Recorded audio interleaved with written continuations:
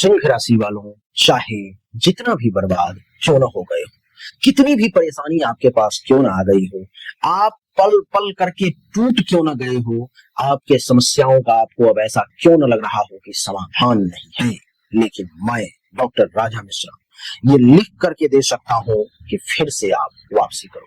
सिंह राशि वाले, आप राजा हो, आप राजा हो, आप के स्वामी सूर्य है। 12 के 12 राशि में अगर किसी में किंग वाली क्वालिटी है तो वो आप में है। प्रमोशन अथवा नई जिम्मेदारी भी मिल सकती है जो लंबे समय तक सफलता दिलाएगी, जो लंबे समय तक आपको फायदा दिलाएगी। आर्थिक स्थिति की अगर बात करें तो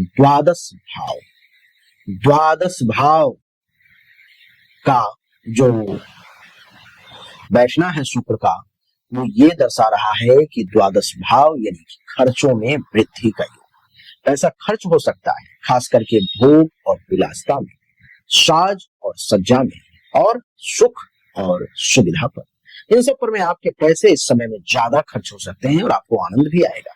विदेश यात्रा, उच्च शिक्षा या आध्यात्मिक कार्यों में आपका पैसा लग सकता है।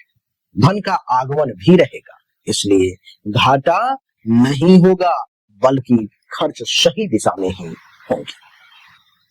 प्रेम और दाम्पत्य जीवन की अगर बात करूं तो अविवाहित लोगों के लिए विदेशी या दूर स्थान से रिश्ता बनाने की संभावना मैं देख पा रहा हूं। विवाहित जातकों को जीवन साथी से सहयोग मिलेगा, लेकिन खर्च और यात्राओं की वजह से दूरी आ सकती है, ऐसा मैं देख पा रहा हूं। रोमांस और आकर्षण भी बढ़ने के योग दिखाई दे रहे हैं। इस समय में प्रेम रोमांस में ज्यादा वक्त बीतेगा, एक दूसरे के प्रति विशेष तौर पे आकर्षित हो जाएंगे।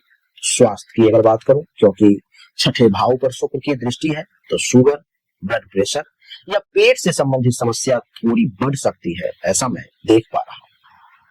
इसलिए खान पान पर मैं आपको विशेष ध्यान देना चाहिए। नियमित योग और ध्यान से लाभ मिलने के योग।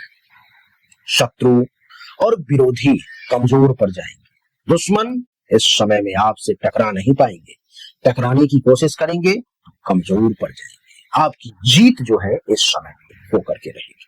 सामाजिक और पारिवारिक जीवन की अगर बात करूं तो परिवार के साथ विदेश यात्रा या किसी धार्मिक स्थल पर जाने का भी योग बन रहा है।